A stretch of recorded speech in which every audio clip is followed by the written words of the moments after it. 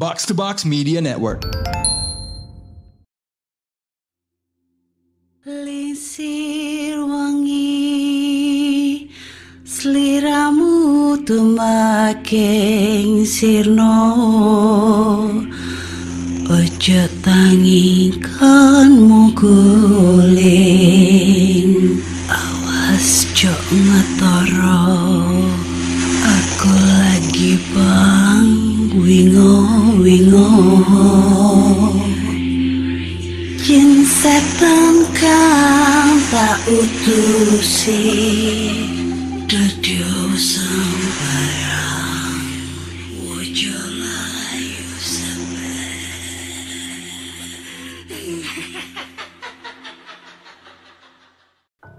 Hai Rek, iya apa kabar?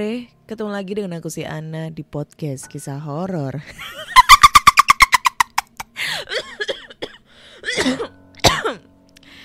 Dan kita bertemu di episode 307. Dan di episode kali ini aku akan membacakan cerita horor ataupun email berhantu yang sudah dikirimkan teman-teman melalui podcast kisah horor @gmail.com atau di Instagram podcast kisah horor serta Google Form yang linknya tersedia di bio Instagram podcast kisah horor.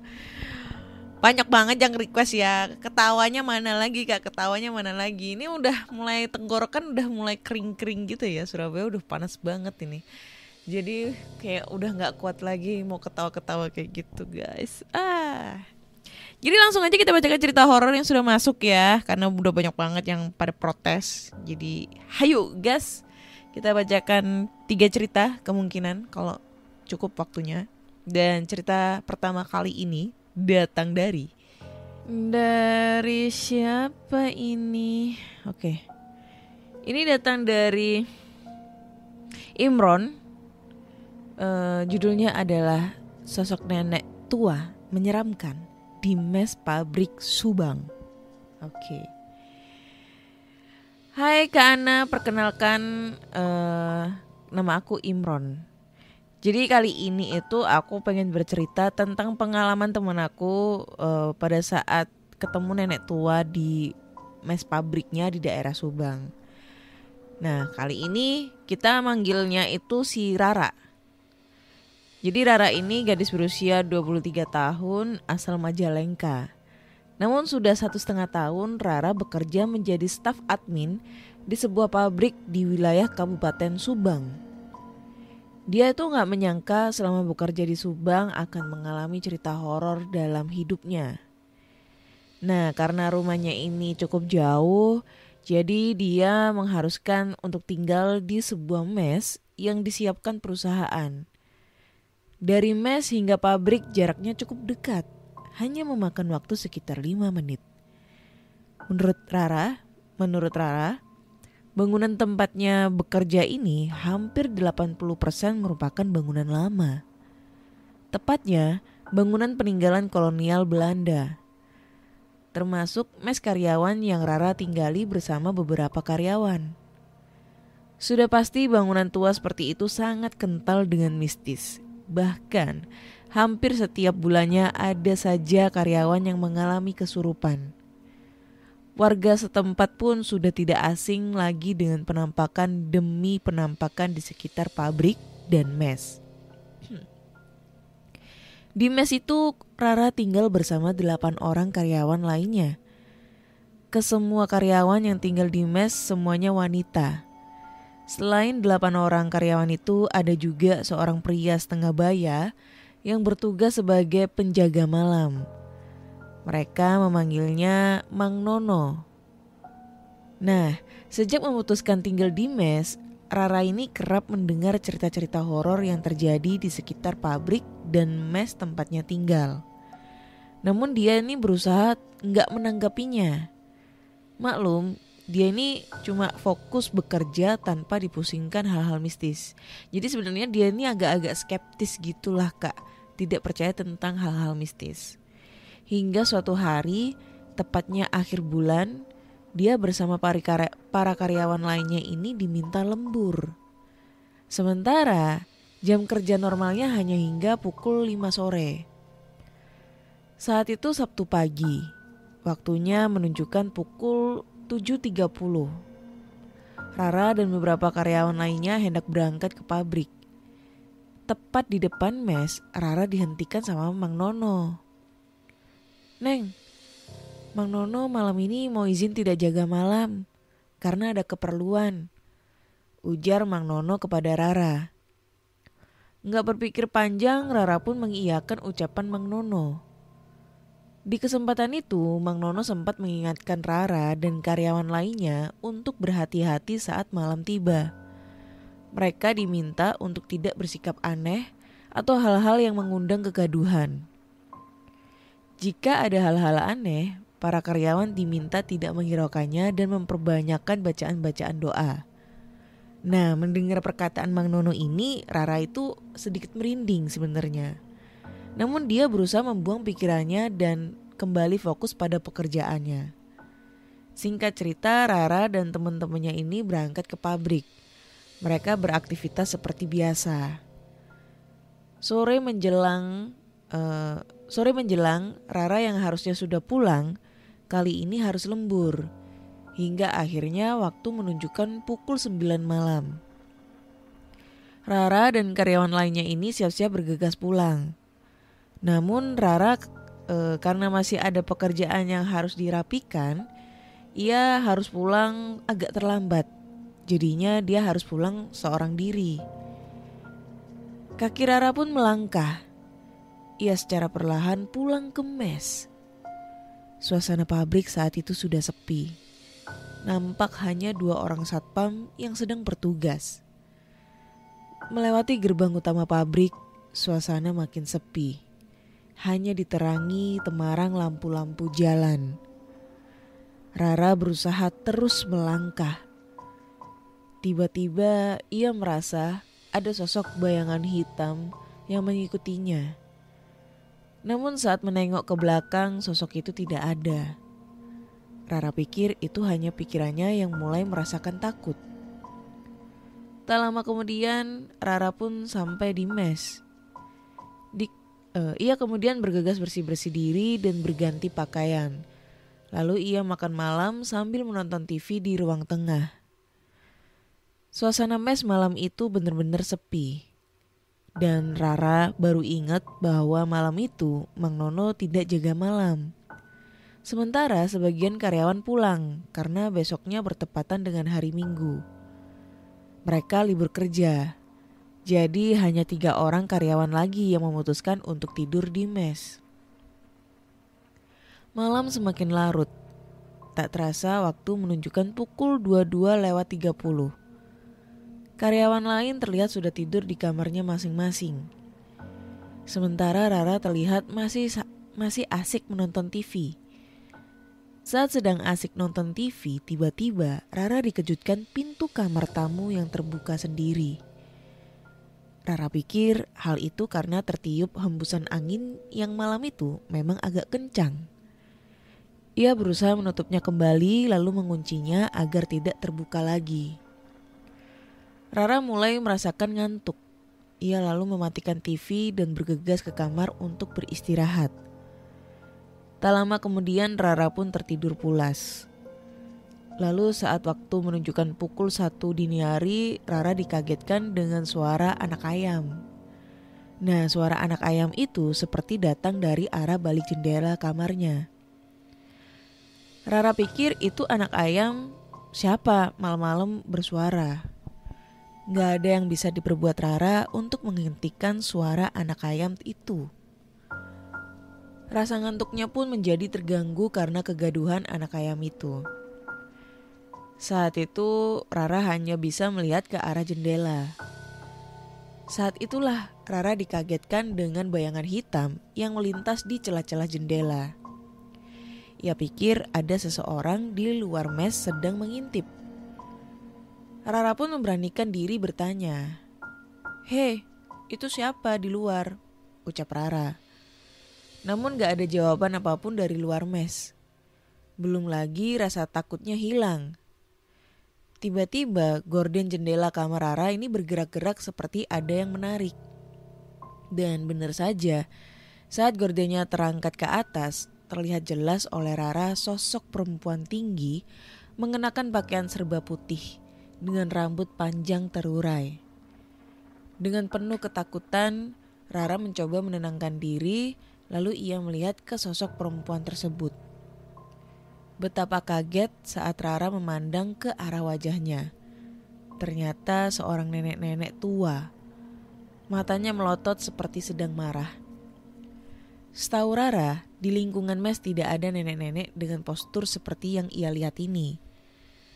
Rara kembali mencoba menenangkan diri. Dan kali ini ia berusaha membaca ayat-ayat Al-Quran sebisanya. Lalu perlahan, sosok nenek tua itu menghilang dari pandangan Rara. Hanya beberapa saat Rara dikagetkan kembali suara anak ayam. Rara mencoba memfokuskan pendengarannya dan rupanya suara anak ayam itu datang dari arah ruangan tengah. Lalu suara anak ayam itu dibarengi dengan suara ketukan pintu kamar Rara. Rara pikir itu teman kerjanya yang berada di kamar sebelah. Ia lalu berusaha membukanya. Dan saat pintu dibuka, Rara begitu kaget saat melihat sosok yang ada di balik pintu. Rupanya, sosok yang berdiri di depan Rara adalah sosok nenek tua yang sebelumnya menampakkan diri di balik jendela kamar Rara. Dengan penuh rasa takut, lalu Rara menutup pintu dan berlari ke arah tempat tidur. Lalu ia menutupi tubuhnya dengan selimut. Aneh, tiba-tiba lampu kamar malah mati. Rara semakin ketakutan. Tangannya berusaha menggapai saklar lampu dengan harapan lampu kembali menyala. Rara mulai merasakan kepalanya pusing. Namun sekuat tenaga ia kembali menggapai saklar lampu. Ketika lampu kamar menyala, rupanya sosok itu sudah ada di dalam kamar Rara. Lagi-lagi matanya melotot ke arah Rara. Kali ini sosok itu tertawa mengerikan. Rara lalu menjerit sekuatnya. Tiba-tiba pandangannya mendadak gelap dan rupanya Rara tak sadarkan diri. Entah berapa lama Rara tak sadarkan diri, saat matanya terbuka, ia mendapati teman-temannya sedang memperhatikannya. Lalu Rara memandang ke arah jendela. Rupanya hari sudah pagi. Tak lama kemudian Mang Nono datang membawa air minum dan sarapan buat Rara. Usai sarapan, Rara menceritakan apa yang dialaminya kepada teman-temannya hingga dirinya tak sadarkan diri. Nah, kurang lebih gitu sih Kak ceritanya. Terima kasih sudah dibacakan. Mohon maaf jika ceritanya kepanjangan dan tidak menyeramkan. Oke. Makasih. Oke, makasih. Imron ya. Sebenarnya aku ngebacanya agak ngegantung ya. Tapi ya gak tahu lagi sih. Serem, sebenarnya lumayan serem ya. Cuma kalau menurutku kurang merinding banget. Nah tapi kalau cerita tentang masalah pabrik, gue sebenarnya kalau cerita-cerita horor di pabrik itu menurut gue tuh epic banget ya. Kenapa epic? Banyak banget beragam banget cerita-cerita horor di pabrik. Udah banyak banget cerita horor di pabrik itu yang masuk di PKH gitu. Yang paling gue ingat itu adalah cerita tentang sosok kuntilanak merah di sebuah pabrik di daerah Bandung atau mana ya, lupa gue. Yang sampai terjadi kecelakaan kerja yang temannya ini masuk ke mesin atau apa sehingga badannya tuh kayak remuk semua. Enggak, jatuh. Yang temannya jatuh dan langsung meninggal seketika itu. Yang di tempat buat nungguin batu bara itu ya. Itu epic banget sumpah. Itu serem sih. Katanya sih sampai masuk di media online ya. Gitu, koran online. Terus ada lagi yang di mana? Oh, yang ini. Kelapa sawit. Kebun kelapa sawit, pabrik kelapa sawit di Kalimantan yang sampai petani-petaninya ini tercabik-cabik kena sajamnya yang buat nyabut kelapa atau apa gitu loh. Gue lupa, yang di pick up. Wah, itu epic sumpah. Itu kalau memang itu kejadian real dan nyata itu sumpah itu kayak sangat-sangat menyeramkan gitu loh. Gitu. Dan mungkin yang dialamin si Rara ini adalah sosok yang emang menunggu di mes tersebut, karena kan dia bilang di mes itu bangunannya termasuk bangunan lama, dibangun pada saat zaman kolonial Belanda. Yang kita tahu kalau misalnya bangunan lama itu pasti banyak penunggunya gitu lah ya, dan penunggunya pasti penunggu orang-orang lama gitu. Dan kalau misalnya kalian mendengar suara anak ayam di tengah malam, padahal kalian tahu kalau di sekitar kalian tidak ada yang memelihara ayam, ya sudah dipastikan itu adalah kuntilanak gitu ya. Karena ada beberapa pendengar itu yang mengirimkan ceritanya mereka diganggu suara-suara yang ternyata kuntilanak, dan itu ada macam-macam. Yang pertama suara anak ayam, anak bebek, terus apalagi ya? Itu hewan. Yang kedua itu kalau kalian ngedengar suara orang nyapu tengah malam pakai sapu lidi, itu sebenarnya rambutnya kuntilanak yang lagi nyeret di tanah. Nah itu kalau misalnya kalian ngedengar ada orang nyapu, itu bisa dipastikan ciri-ciri kuntilanak ada di sekitar kalian gitu guys. Gua akhir-akhir ini belum bisa mengomentari cerita-cerita yang dengan bacotan gua, jadi saya harap bisa mendapatkan komentar yang sangat senatural mungkin di cerita kedua ini ya. Dan langsung aja kita masuk ke cerita kedua. Aduh ribet banget sumpah ini. Oke, jadi cerita kedua ini datang dari siapa nih? Reus. 3 hari diteror hantu penunggu villa. Selamat malam Kak Ana, kenalkan nama aku Reus. Jadi ini adalah kisah nyata saya yang saya alami dan saya ingin bagikan kepada Kak Ana dan pendengar podcast kisah horor. Kisah ini terjadi sekitar tahun 2019.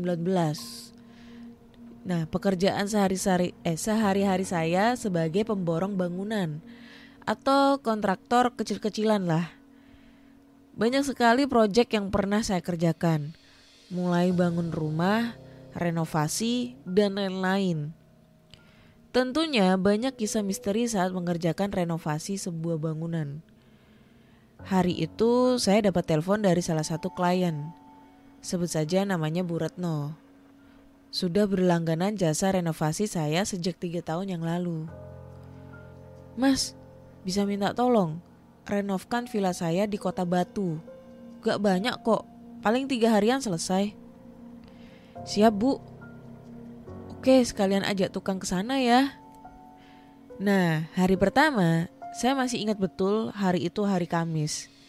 Saya dan 2 tukang saya pun berangkat ke Kota Batu untuk mengerjakan renovasi kecil di sana. Kami berangkat dari Kota Malang dan perjalanan kira-kira 1 jam dari Malang. Saya membawa 2 orang tukang, Cak Hasim sama Cak Yono. Pagi itu kami tiba di lokasi villa sekitar pukul 8 pagi. Villa ini mempunyai luas tanah sekitar 1000 meter persegi. Terdapat 2 bangunan utama. 1 bangunan rumah lama berada di depan dan 1 bangunan rumah baru berada di tengah. Dan ada tanah kosong yang berada di bangunan kedua.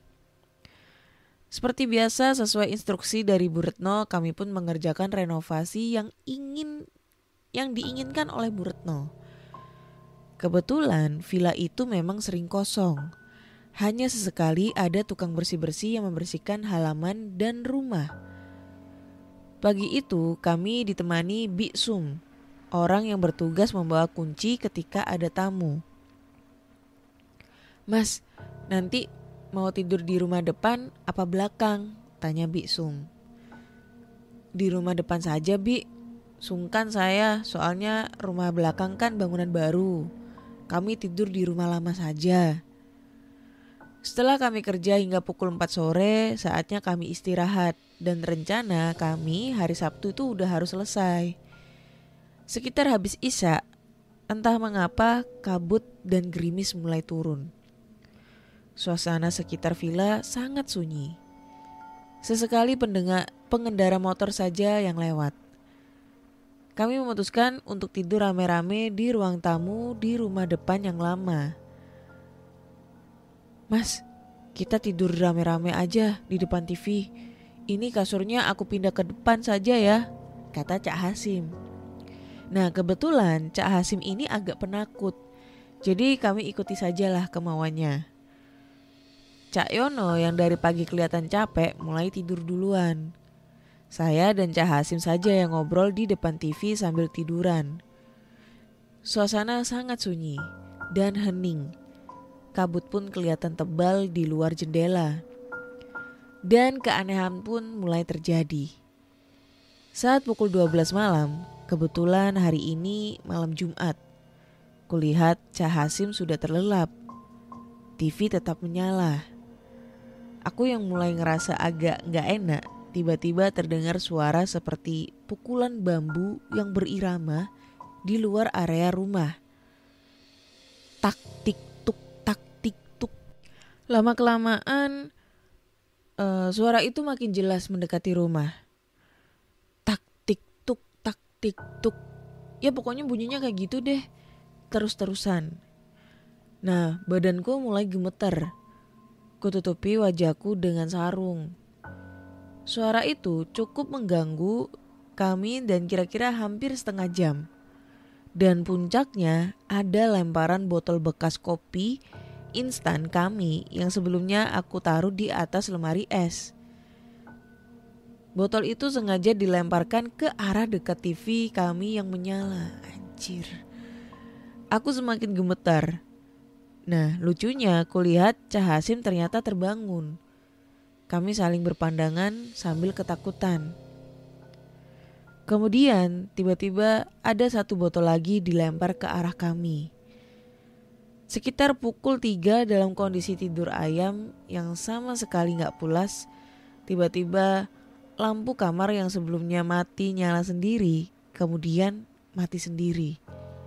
Seperti ada yang sengaja memainkan tombol saklarnya. Aku pura-pura gak ngeliat dan melanjutkan tidurku. Dan berharap azan segera tiba. Nah di hari kedua, setelah teror semalam pagi ini, aku dan Cak Hasim itu saling bertanya, apa kira-kira yang terjadi kemarin? Paling kalian cuma halusinasi, kata Cak Yono. Nah Cak Yono ini memang tidurnya pulas, gak bisa merasakan apa yang kami rasakan semalam. Kami bergegas hari ini untuk melanjutkan pengerjaan kami agar selesai tepat waktu. Waktu sudah semakin sore, saatnya kami istirahat. Saat itu udah hampir maghrib tiba.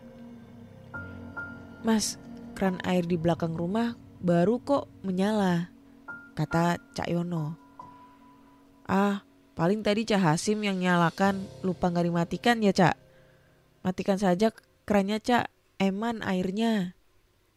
Oke mas, kata Cak Yono.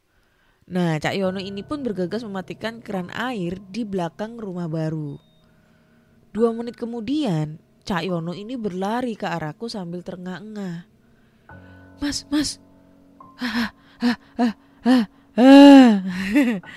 ada setan mas. Setan opo Cak? Tenan mas, iki mang dek omah mburi. Beneran mas, itu tadi di rumah belakang. Cak Hasim pun ikut menghampiri. Weh, ono opo yon? Sim, coba cek keran belakang rumah baru. Aku dan Cak Hasim pun bergegas mengeceknya. Keran itu masih menyala. Kemudian kumatikan. Cak Yono pun aku ajak untuk masuk ke rumah lama sambil menenangkannya. Kemudian aku bertanya, ono opo Cak, kok keplayu? Aku tadi mau matikan keran, terus tanganku tuh ada yang nampel mas. Nampel. Nah pas kulihat, orangnya ini tinggi besar, berjubah putih. Aku langsung lari. Nah malam itu selepas maghrib kami bertiga ini galau antara pulang ke Malang atau melanjutkan 1 malam lagi di sini. Karena pengerjaan nanggung, aku putuskan untuk bertahan 1 malam. Sungkan sama Burtno kalau pengerjaannya gak selesai-selesai. Kami bertiga malam itu lumayan ketakutan. TV kami nyalakan volume dibesarkan. Dan waktu itu menunjukkan pukul 11. kami tidak ada yang berani untuk nongkrong di luar rumah sejak kejadian maghrib tadi. Aku pun berkata kepada Cak Hasim dan Cak Yono, "Wis, ojo dipikir Cak, sedinongkas mari, ayo turu, wis, slow ae Cak, turu wis turu." Ketika jam menunjukkan pukul 1:30, entah kenapa aku ini terbangun, berasa pengen buang air kecil.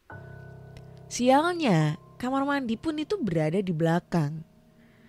Karena sudah gak tahan, kuberanikanlah untuk ke kamar mandi sendirian. Air terasa dingin, hampir beku. Ketika hampir selesai, dari kejauhan, ku dengar sayup-sayup ada yang tertawa. Seperti suara tawa nenek yang berat. Oh gini ya. Bangsat, diganggu lagi. Secepat kilat aku berlari menuju Cak Hasim dan Cak Yono yang tertidur pulas. Ku tarik selimut itu hingga kepala. Belum cukup sampai di situ. Sendok bekas makan kami tadi seperti ada yang melempar ke bawah. Padahal sebelumnya itu tertata rapi di atas piring di kitchen set. Gila sekali penunggu villa ini. Aku pun gak sabar segera pagi dan segera pulang kembali ke Malang. Nah, singkat cerita, di pagi hari kami kebut nih pengerjaan renovasi dan selesai pengerjaannya ini pukul 12 siang. Bersyukur kami tidak menginap 1 malam lagi. Setelah berpamitan dengan Biksum untuk mengembalikan kunci villa dan kami pun balik ke Malang. Nah 3 hari setelahnya Cak Hasim ini telepon saya. "Mas, istriku kemarin bermimpi. Katanya di mimpi ada nenek-nenek yang ikut pulang bersama Cak Hasim. Dalam mimpinya ini istrinya berujar, 'Jenengan sinten?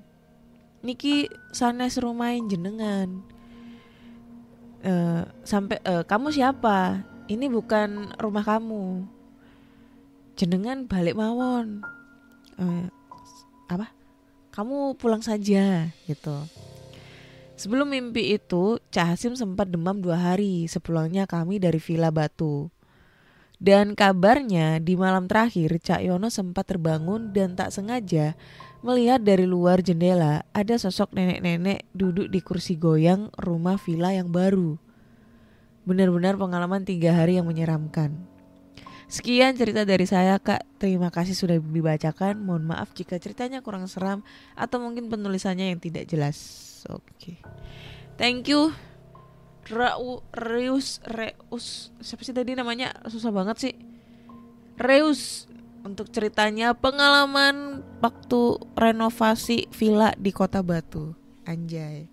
Batu lagi. Dan ini sosok nenek-nenek untuk kedua kalinya. Ini udah dimenangkan nenek-nenek ya di episode kali ini. Villa Batu ya. Ini kita nggak bisa ngira-ngira ya di villa mana ya. Kalian tahu sendiri di Batu itu banyak sekali villa.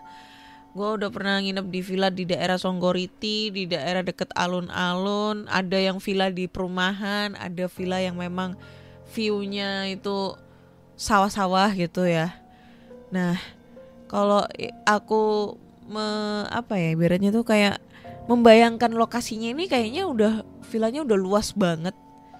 Dan itu pasti nyeremin ya kalau misalnya ada 2 bangunan rumah, bangunan lama sama bangunan baru gitu. Sedangkan yang direnovasi ini bangunan baru kali ya. Kayak gitu. Wah. Dan itu pasti si nenek-nenek penunggu rumah villa itu pengen ikutan pulang kali ya. Ngerasa kesepian kali di villa. Aku ini gak ada temannya di villa. Jablay nenek di sini, gak ada yang nemenin. Ya siapa tahu dari Cak Yono, Cak Hasim ada yang mau ngajak nenek gitu biar gak jablay lagi di villa. Astagfirullahaladzim. Podcast aku banyak yang dengerin anak kecil ya Allah. Gitu kan. Ya kan siapa tahu kali ya si neneknya ini kan merasa kesepian gitu kan. Terus melihat Cak Yono dan Cak Hasim ini kayak wes toh tak garek milih, aku milih mulai karo sapa, karo Cak Yono apa karo Cak Hasim ngono kan. Ben aku rak kesepian maneh nang villa iki. Wih, anjay. Cak Yana, Cak Asim. Serem sih kalau misalnya itu terjadi ya. Apalagi villa ini kan jarang banget ditempatin nih. Ditempatin itu kalau semisalnya ada yang nyewa. Gue waktu nyariin lokasi villa itu buat lonceng misteri kemarin tuh, yang tahun kemarin bulan Desember itu tuh ada visit itu, survei lokasi itu ada 5 villa. Nah yang paling serem itu menurut gue adalah di villa villa bukan villa terakhir sih, villa ketiga. Nah itu villa ketiga ini lokasinya itu di mana ya, pokoknya melosok gitu. Ada kebun jeruk, pokoknya kanan kiri kebun jeruk, masuk jalannya ini bukan jalan aspal tapi kayak jalan rusak gitu ya, jalan setapak kecil gitu. Tapi villanya ini di perumahan, cuma yang membuat serem ini lokasinya yang dekat villa itu. Jadi pokoknya melusuk banget lah, aku lupa daerah mana. Kalau lihat dari Google Map itu kayak melusuk banget, terus ngelewatin kebun jeruk, terus masuk di perumahan. Nah villanya ini lumayan sih, lumayan bagus lah. Yang punya ini pramugari gitu loh. Cuma yang membuat serem itu adalah tempatnya ini agak singup sih. Banyak banget perabotannya tuh, banyak banget. Terus foto-foto figura dia itu waktu masih jadi pramugari sama pacarnya gitu, yang seorang pilot gitu kan. Nah yang pas aku survei di lantai atas itu kan banyak banget tuh foto-foto ditempel di dinding, di pokoknya jajar di tangga gitu, di tembok tangga itu, sama lukisan-lukisan.